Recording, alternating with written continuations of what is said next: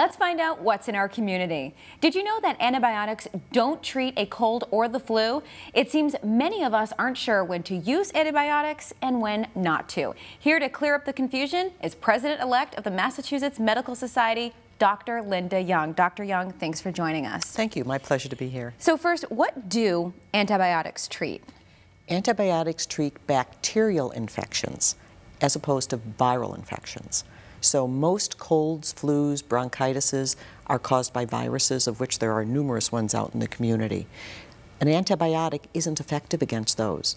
If you have a bacterial illness, such as a strep throat, it's caused by Streptococcus, a pneumonia that's caused by bacteria, a lot of pneumonias are viral, an antibiotic is very effective and certainly can be life-saving in some of those instances, but not for a cold or a flu. So when should someone call the doctor? What are some signs and symptoms that people should be aware of? I think if it's just a general fever, muscle aches and pains, and you're able to drink okay, and you're able to at least get through your day without being lying in bed constantly, drinking a lot of fluids. And what are fluids? Water, juice, some of the power drinks that are out there, those sorts of things to keep you hydrated is important. And then ibuprofen or acetaminophen to help with fever and aches and pains. The important thing to realize is you do need to call the doctor when certain things happen.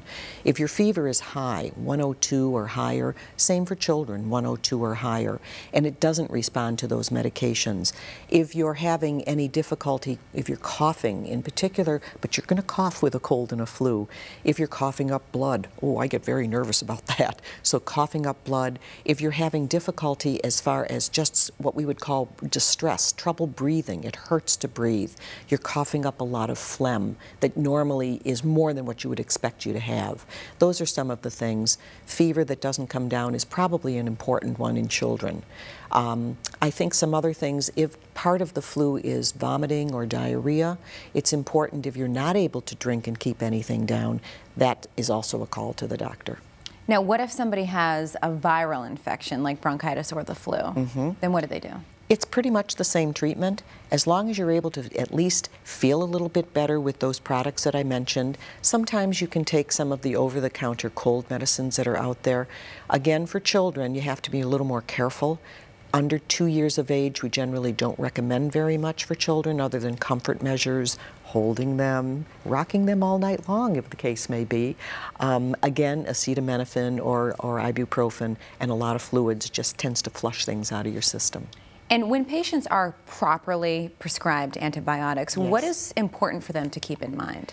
Two things. Number one is to take them all. And when I say all, usually the course is anywhere from 7 to 10 days.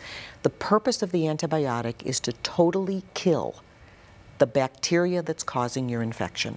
And I'll use strep throat as an example. We know there's good data that shows that you have to take 10 days of antibiotics. And it's best if you take it as you're told to. So if you're told to take it 3 times a day, don't take all 3 doses at night or in the morning. You want to keep it in your system at a good level, and that means taking it at specific times during the day for it to be most effective. But the important thing is to finish the whole course to make sure that you've totally gotten rid of that infection. And is there any other advice you would give to people when they are actually on antibiotics? Because I know sometimes people think I should be taking a probiotic. Yes, and I think those are good points, because I often will tell parents, if they're giving their child an antibiotic, maybe you should give them something. For kids, it's easy to do is yogurt, any kind of yogurt, to help replace. When you take an antibiotic, you kill the good bacteria in your system, which we have a lot of, and you kill the bad. So you'd like to replace the good, although your body will replace it on its own.